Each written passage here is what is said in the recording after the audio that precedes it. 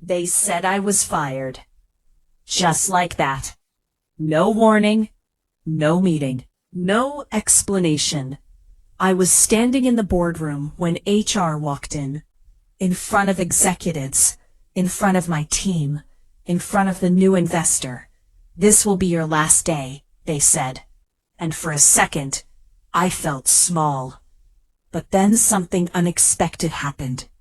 The new investor looked at me, not at them, at me, and said, "Interesting."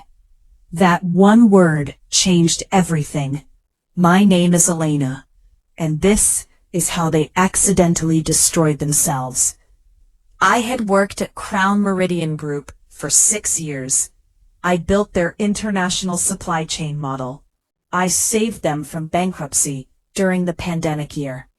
I negotiated 2 major vendor recoveries when no one else could. But success creates enemies, especially insecure ones. Our CFO, Mark, hated that the CEO trusted me. He hated that I was younger.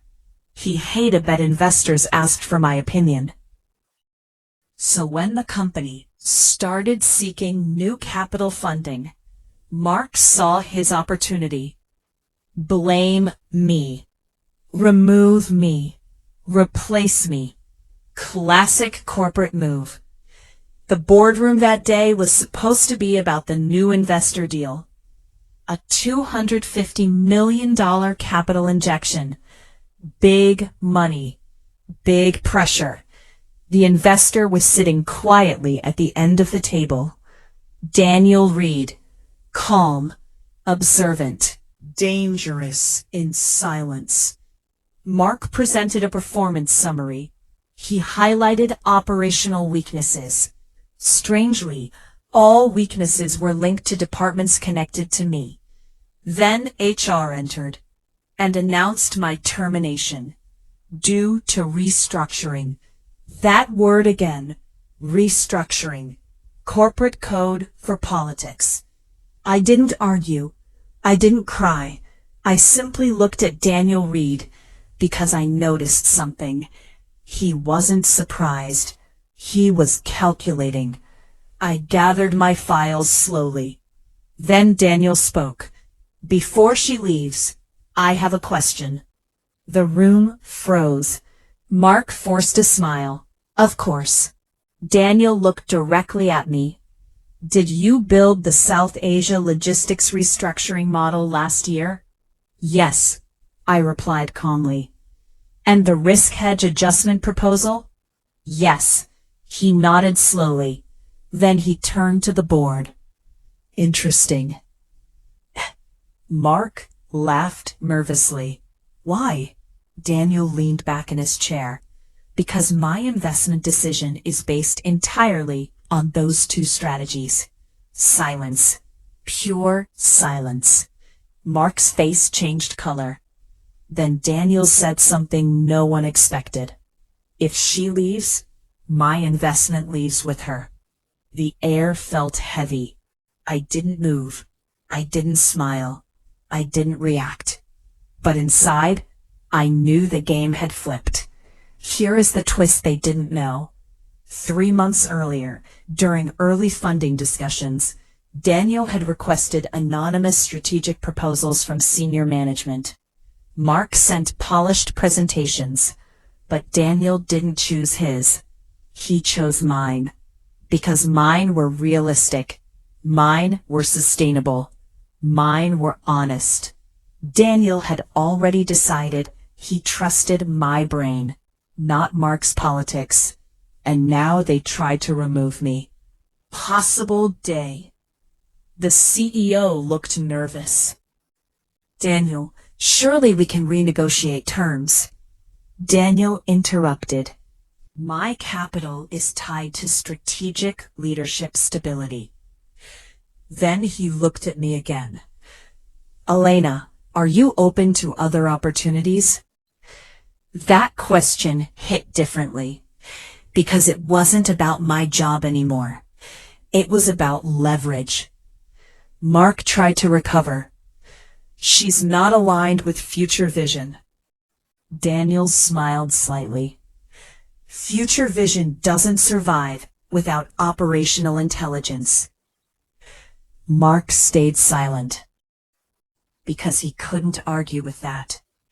Facts are brutal in corporate rooms. The CEO asked for a break. Emergency private discussion. They stepped outside. Daniel remained seated. I remained standing.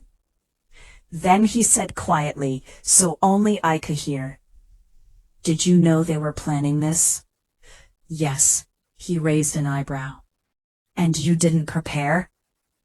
I looked at him. I did. That was the second twist. Because I had already received 2 external offers, and one was from Daniel's own holding company. He didn't know that yet. When the board returned, everything had changed. The CEO looked stressed. Mark looked shaken. The CEO cleared his throat. After reconsideration, the termination decision is paused. Paused. Not reversed. Paused. Daniel spoke again. "No, that's not enough." Silence. "If she stays with authority. Or she leaves, and I withdraw."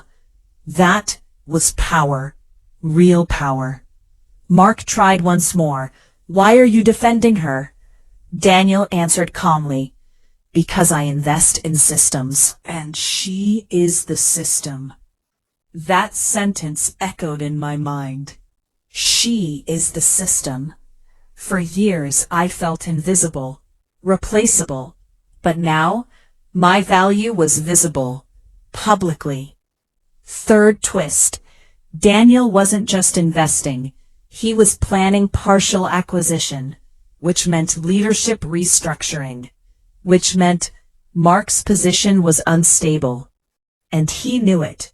Within 2 weeks, the investment deal finalized, but with new conditions: operational oversight under my leadership, financial transparency audit, executive performance review.